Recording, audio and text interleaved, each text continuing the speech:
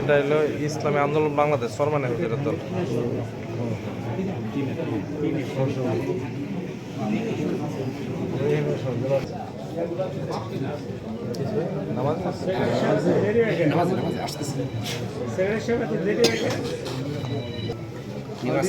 আজকে যতদিন পর্যন্ত এই যে আজকে যত সময় থাকবো আরো কাজ অনেক আছে ভাই। আমরা না শুধু আরো সব দিকেই তাকাইয়েন, অসুবিধা নাই।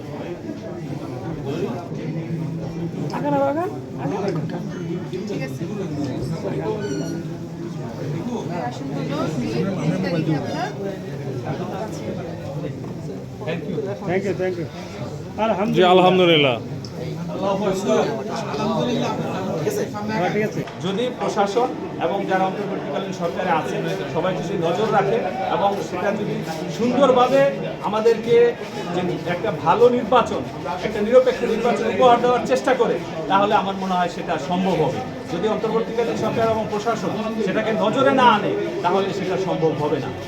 এ পর্যন্ত আমরা এটাই দেখে আসছি, যার জন্য আমি আপনাদের মাধ্যমে প্রশাসন ব্যবস্থাকে অন্তর্বর্তীকালীন সরকার সহ সকল জনসাধারণের অনুরোধ জানাবো, আগামীতে যে নির্বাচনটি হবে ফেব্রুয়ারির 12 তারিখে, সে অবাধ এবং সুষ্ঠু নিরপেক্ষ নির্বাচন হবে। সেই নির্বাচনে স্বতঃস্ফূর্তভাবে আমরা সেখানে অংশগ্রহণ করব। যে নির্বাচিত হোক তাকে আমরা মেনে নিব, কিন্তু যদি সেখানে এই অবাধ সুষ্ঠু নির্বাচন না হয়, সেখানে দলীয় প্রাধান্য দেওয়া হয়, দলের লোকদেরকে বিভিন্ন দলের লোকদেরকে প্রাধান্য দেওয়া হয়, আর ছোট ছোট দলের লোকদেরকে অবজ্ঞা করা হয়, তাদের যে চাওয়া পাওয়া সেটা যদি পূর্ণ না হয়, তাহলে আমরা মনে হয় সেখানে এই যে বাংলাদেশ চেয়েছি 5 আগস্টের পরে যে বাংলাদেশ, সেটা হয়তো আমরা পাবো। আমাদের কাঙ্ক্ষিত বাংলাদেশ, কাঙ্ক্ষিত নির্বাচন হয়তো বঞ্চিত হোক। তবে আপনাদের মাধ্যমে সকলকে অনুরোধ জানাবো যে আমাদেরকে একটি সুষ্ঠু সঠিক নির্বাচন উপহার দেওয়া হোক।